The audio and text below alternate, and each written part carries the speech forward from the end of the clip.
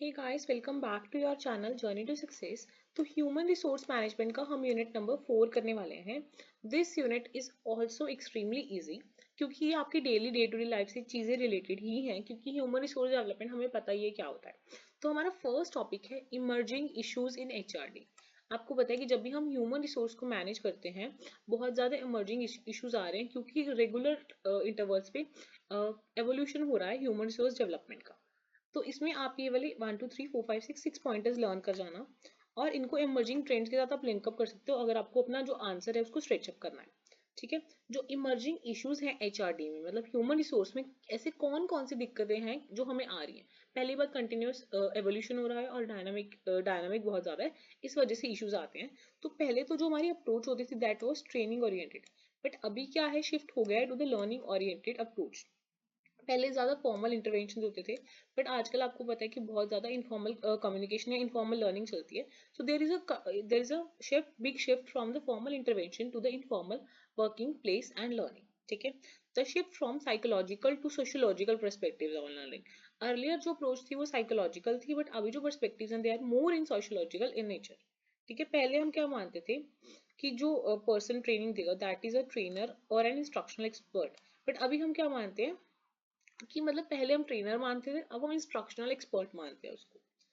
पहले हम सोचते थे कि हमें ह्यूमन कैपिटल को डेवलप करना है, पर जब से ये चीजें वास्ट हो रही हैं हम स्ट्रैटेजिक डेवलपमेंट पे जा रहे हैं और जो ह्यूमन है उसको हम इंटेलेक्चुअल कैपिटल समझने लग गए हैं हमारी ऑर्गेनाइजेशन की। ऑब्वियसली इंटेलेक्चुअल कैपिटल ही है ह्यूमन, क्योंकि ह्यूमन रिसोर्स ही वो वाली सोर्स है जो बाकी सारी रिसोर्सेज को अपने साथ बांध के रखती है और उसी की वजह से बाकी रिसोर्सेज वर्कअप कर सकती हैं। बाकी रिसोर्सेज यूजलेस है अगर ऐसी ही पड़ी रहेंगी, जब तक मैन मतलब ह्यूमन रिसोर्सेज नहीं होंगी उसको वर्कअप करने के लिए, लेबर फोर्स या जो ह्यूमन रिसोर्स है वो नहीं होगी। ठीक है। अर्लियर जो अप्रोचेस थे वो मोर रिजिड इन नेचर थी, सेंट्रलाइज ट्रेनिंग वगैरह थी लार्ज टीम्स की, बट अभी क्या है, बहुत ही ज्यादा वेराइटी ऑफ वो आ गई है अप्रोचेस और फ्लेक्सिबिलिटी आ गई। तो ये ऑब्वियसली जब भी सारी चेंजेस आ रही हैं, इनकी वजह से बहुत ज्यादा इमर्जिंग इश्यूज आए हैं in the HR.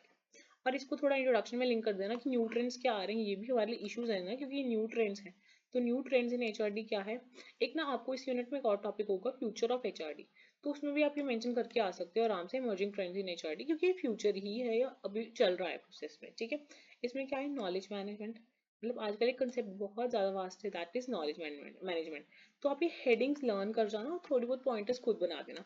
Knowledge management आजकल कंसेप्ट है लर्निंग ऑर्गेनाइजेशन का।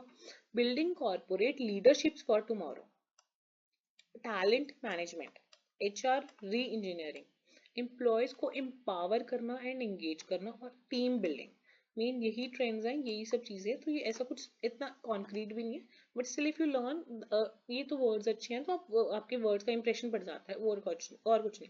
Knowledge management, learning organisation, building corporate leadership for tomorrow, talent management, HR engineering, employ empowerment and engagement, team building. जैसे अभी फ्यूचर ऑफ द ऑर्गेनाइजेशन है, future trends में हम क्या लिख सकते हैं कि जो आज की ऑर्गेनाइजेशन हैं और फ्यूचर की ऑर्गेनाइजेशन हैं वो किस डायरेक्शन में मूव अप हो रही हैं, वो कैसे मूव अप हो रही हैं। सो जो आज की ऑर्गेनाइजेशन है उनका अप्रोच क्या है, ऑप्टिमम ऑर्गेनाइजेशन, बट जो फ्यूचर ऑर्गेनाइजेशन है they are trying to become minimalist organisations, कि मिनिमम से मिनिमम बेस्ट रिजल्ट हम ला पाए। आजकल क्या चलता है, स्पेशलाइज डिपार्टमेंट्स, पर future organisation seek for work division और वर्क ग्रुप्स। अभी क्या है कि हम लेस डेजिग्नेशन पर फोकस करते हैं, बट जो आने वाली ऑर्गेनाइजेशन होंगी they will be like no designation यार, हम अपना काम करें सो चिल। ठीक है। ये सब चीजें मतलब आप कुछ भी पॉइंट्स बना के, पर ये वे ऑफ प्रेजेंटेशन अच्छा है। ऑनर्स ऑन पार्टिसिपेशन का आज के ऑर्गेनाइजेशन का बेस्ड है, और जो फ्यूचर ऑर्गेनाइजेशन है they are based on the owners of entrepreneurship. आज का जो एम्प्लॉय है that is career driven, but future में क्या होगा, नॉलेज ड्रिवन। ठीक है, प्रोफेशनल होगा। तो ये सब चीजें हम मेंशन करके आ सकते हैं, बट ऐसा कुछ नहीं एग्जैक्टली जो मन में आए वो लिखाना, लिंकअप करके इमर्जिंग ट्रेंड्स ये हैं, इश्यूज क्या आ रहे हैं, तो इश्यूज में ये पॉइंट्स लर्न कर जाना, सो आपके लिए इजी हो जाएगा उसको रिप्रेजेंट करना। ठीक है। इसमें सिर्फ यही थोड़ा सा, ये वाले 6 पॉइंट्स ही हैं जो हमें थोड़े से लर्न करके जाने हैं। ठीक है। उसके बाद है creating awareness and commitment to HRD. तो एचआरडी की अवेयरनेस होना और कमिटमेंट होना बहुत ज्यादा जरूरी है, इसमें ऐसा कुछ कॉन्क्रीट टॉपिक नहीं है। नेक्स्ट है इंडस्ट्रियल रिलेशनशिप्स एंड एचआरडी। इसमें थोड़े से पॉइंट समझने वाले हैं, वो हम समझ लेते हैं। देखो, इंडस्ट्रियल रिलेशन क्या होता है। आपको पता है कि जो इंडस्ट्रियल रिलेशन वर्ड है वो दो टर्म से बन रहा है, इंडस्ट्री एंड रिलेशंस। इंडस्ट्री क्या है, industry refers to any productive activity in which an individual or a group of individuals is engaged ठीक है, तो ऐसी कोई भी प्रोडक्टिव एक्टिविटी जिसमें कोई इंडिविजुअल या ग्रुप ऑफ पीपल एंगेज्ड है, that is an industry form, this is the part of an industry. और रिलेशन क्या है? वो रिलेशनशिप जो इंडस्ट्री में एक्ट कर रही है between the employer and his workman. तो मेन हम एम्प्लॉयर और वर्कमैन का ही रिलेशन देखते हैं, तो रिलेशनशिप वो समझ आ गया। सो इंडस्ट्रियल रिलेशन क्या है मतलब जितनी भी रिलेशनशिप है between the employees and management which stem directly and directly form union employer relationship. आपको पता है इंडस्ट्रीज में क्या बन जाती है, यूनियंस बन जाती है और उनकी रिलेशनशिप बन जाती है, दैट इज इंडस्ट्रियल रिलेशनशिप्स। ठीक है, अब रिलेशनशिप कैसे हो सकती है? जो कोई अभी कोई इंडस्ट्री है देखो, तो उसमें जो वर्कर्स हैं उनके बीच में जो आपस में रिलेशनशिप है, दैट इज रिलेशनशिप, वो भी इंडस्ट्रियल रिलेशन का पार्ट पड़ेगा। जो वर्कर और एम्प्लॉयर का रिलेशनशिप है वो भी रिलेशनशिप हो सकता है, या जो दो एम्प्लॉयर्स हैं उनके बीच में रिलेशनशिप है वो भी हो सकता है।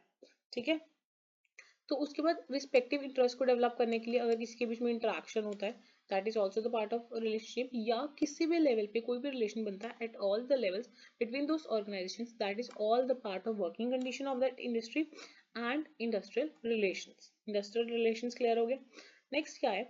अभी अगर हमें ये वाला क्वेश्चन आ जाए कि हमें इंडस्ट्रियल रिलेशंस को समझाना है ह्यूमन रिसोर्स डेवलपमेंट के साथ लिंकअप करना है। अभी हमने अच्छे से इंडस्ट्रियल रिलेशन समझा दिया, तो अगर आपको कई बार इश्यू आए कि आपको ह्यूमन रिसोर्स डेवलपमेंट के साथ कैसे लिंकअप करना है, तो आप 4-5 थ्योरीज दे सकते हो साइंटिस्ट की, जो डिफरेंट डिफरेंट साइंटिस्ट ने दी है रिगार्डिंग द ह्यूमन रिसोर्स। तो जब आप थ्योरीज वगैरह लिखते हो तो you have a chance of scoring more marks. तो आप इसमें थ्योरीज मेंशन कर सकते हो। कहते हैं कि फॉर एग्जांपल बहुत ज्यादा मैनेजमेंट साइंटिस्ट हैं, जैसे एफ डब्ल्यू टेलर हो गया, एलन मायो हो गया, मैस्लो की हायरार्की नीड हमने पहले पढ़ रखी है, तो वो वाली ही आप एक्सप्लेन कर सकते हो। हर्ट्जबर्ग की थ्योरीज हो गई, and the likes have mostly contributed towards the improvement of quality of life for the workers at the shop floor as well as at all the levels in the organization. तो जब हम theories वगैरह या needs वगैरह mention कर देते हैं तो हमारा जो आंसर राइटिंग है वो इंप्रेसिव हो जाता है। ठीक है, सो अभी इसमें क्या है, Taylor's 4 principle of scientific management हम मेंशन कर सकते हैं। टेलर्स की 4 प्रिंसिपल्स क्या है साइंटिफिक मैनेजमेंट के? Science not rule of thumb. ठीक है, तो इसमें क्या है कि जो हमारे वर्किंग मेथड्स हैं that should be scientific observation, ऐसे नहीं कि हम हिट एंड ट्रायल्स लगा रहे हैं। तो science not rule of thumb, हमें ट्रेन करना चाहिए एंड डेवलप करना चाहिए हर एक पर्सन को। ठीक है, कॉपरेशन होनी चाहिए within the workers to ensure that their scientifically developed methods are being followed.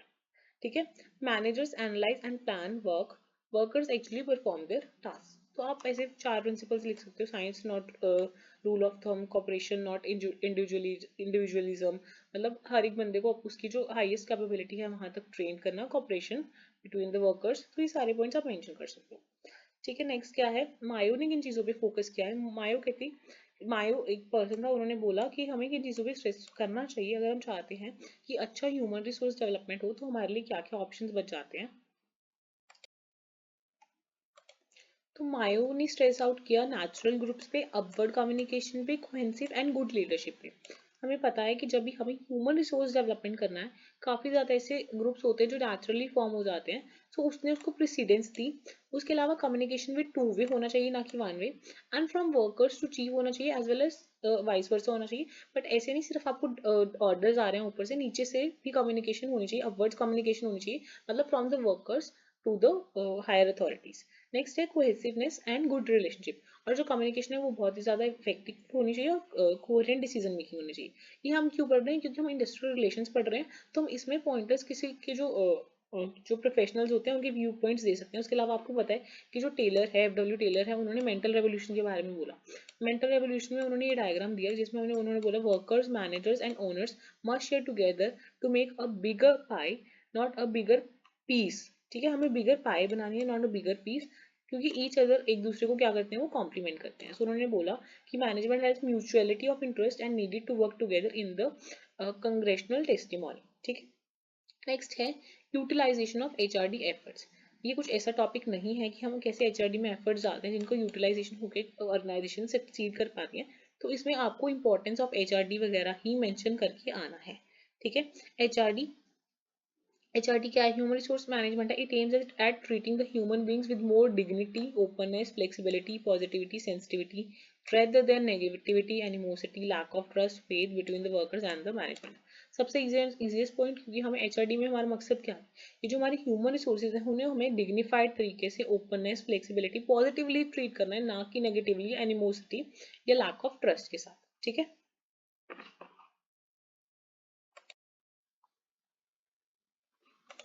उसके बाद नेक्स्ट पॉइंट हम क्या मेंशन कर सकते हैं कि जो ह्यूमन रिसोर्स डेवलपमेंट है that is more proactive in nature rather than reactive in nature, because उसमें क्या बिलीव करता है कि बैठ के वेट करने से बेटर है कि जो चीज़ें हैं हम पहले ही प्रिवेंटिव मेजर्स ले लें। सो HRD is more in the nature of proactive rather than reactive, कि बाद में हम बैठे हैं चिल मार रहे हैं उसके बाद हमने बाद में कुछ कर रहे हैं, पहले ही प्रिवेंटिव मेजर्स ले लो ताकि आपको बाद में प्रॉब्लम्स ही ना आए। ठीक है, HRD system and processes concerning the individual are formal and informal grievances handling, suggestion schemes, recognition of merit, workplace communication, counseling, remedial disciplinary procedures।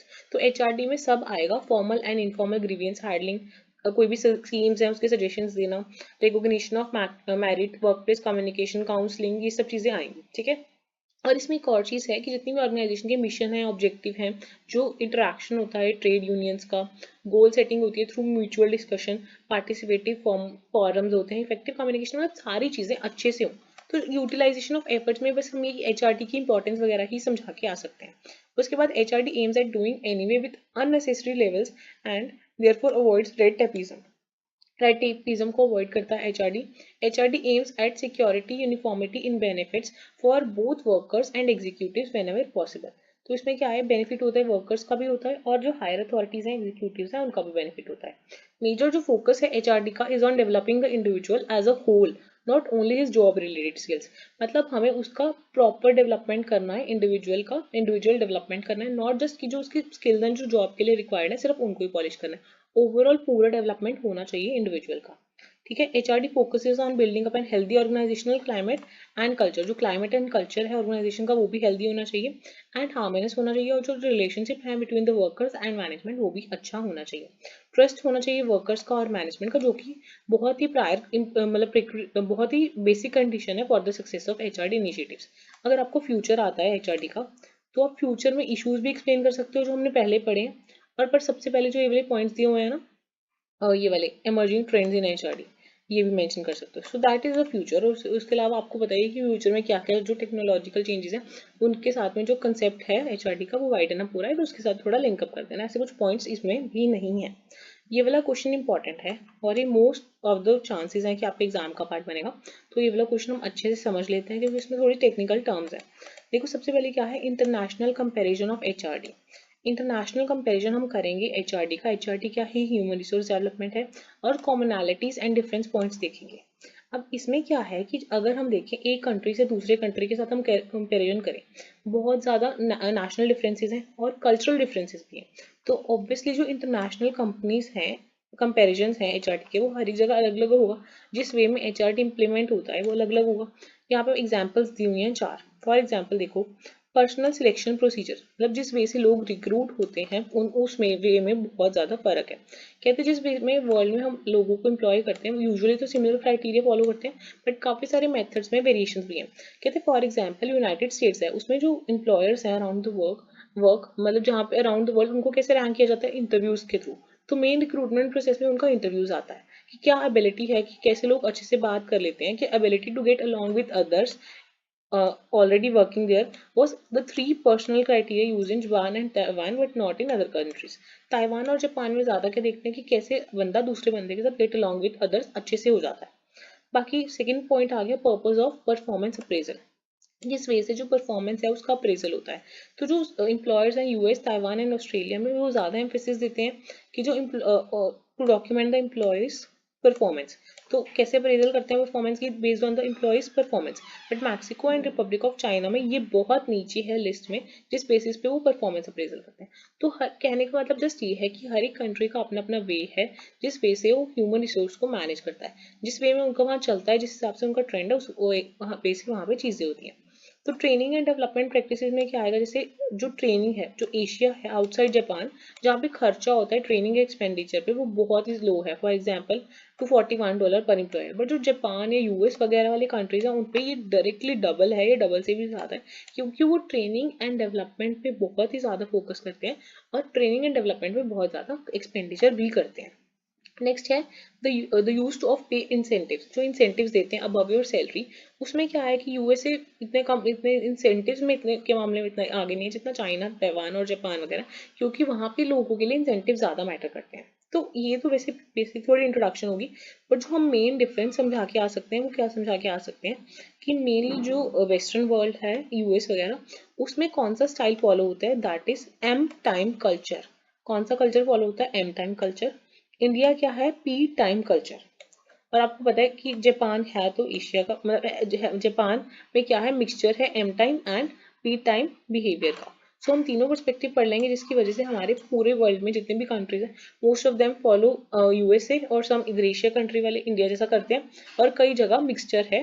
So for example Japan, तो हम तीनों पर्सपेक्टिव में पढ़ लेते हैं, ठीक है। M time culture in USA, India में क्या है पी टाइम कल्चर, और जापान में क्या है, मिक्सचर है।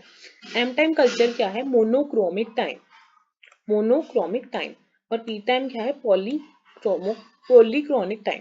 इसमें क्या है, मोनोक्रोनिक टाइम क्या कहता है कि बीइंग प्रॉम्प्ट इज इंपॉर्टेंट, मतलब आपको कोई भी काम है वो सडन करना है, ठीक है। और इसमें क्या है, पॉलीक्रोमिक में आपको जैसे इंडिया में पता ही होगा, flexible on meeting start times. इसमें क्या है, बीइंग प्रॉम्प्ट, तभी आना है तुरंत, required specific details in scheduling. जो पी टाइम वाले हैं वो थोड़े फ्लेक्सिबल हो जाते हैं। इसमें क्या है कि कोई भी टास्क टाइम पे कंप्लीट होना चाहिए। हम इंडिया वाले क्या सोचते हैं, जो हमारा इधर वाला प्रोजेक्ट वो क्या होता है कि हम मल्टीपल अब प्रोजेक्ट्स पे साइमल्टेनियसली वर्क कर रहे हैं। वहाँ पे क्या होता है, कमिटमेंट टू द जॉब होती है, और इधर क्या होता है, कमिटमेंट टू द रिलेशनशिप्स होती है। तो जो मोनोक्रोमिक टाइम है, that tend to concentrate on one thing at a time. Monochromic से क्लियर हो रहा है, divide the time into the smaller units and are concerned with promptness. Most low context cultures operate on M time, ठीक है। Next क्या है, polychronic time. ये क्या है, हाई कंटेक्स्ट कल्चर वाले, जैसे इंडिया है बहुत ही डाइवर्स कल्चर वाला कंट्री है, तो वहाँ पे पॉलीक्रॉनिक टाइम फॉलो होता है।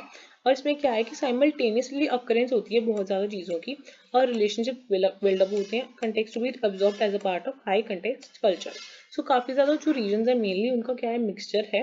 As a global market expand, more business people from P time culture adapting to M time culture, क्योंकि उसमें क्या होता है, प्रॉम्प्टनेस होती है, और आपका जो टास्क है वो इफेक्टिवली अचीव हो जाता है। इसमें क्या है, अगर आपको करना चाहो तो आप कंट्री वाइज थोड़ा थोड़ा पढ़ सकते हो, बट रिक्वायरमेंट नहीं है। अगर आप ऐसे ही उसको लिंकअप करने की कोशिश करोगे, जैसे पी टाइम कल्चर हो गया, एम टाइम कल्चर हो गया, इसके पॉइंटर्स ही कर लोगे तो भी वो ठीक है कि आपका स्कोरिंग अच्छा हो जाएगा।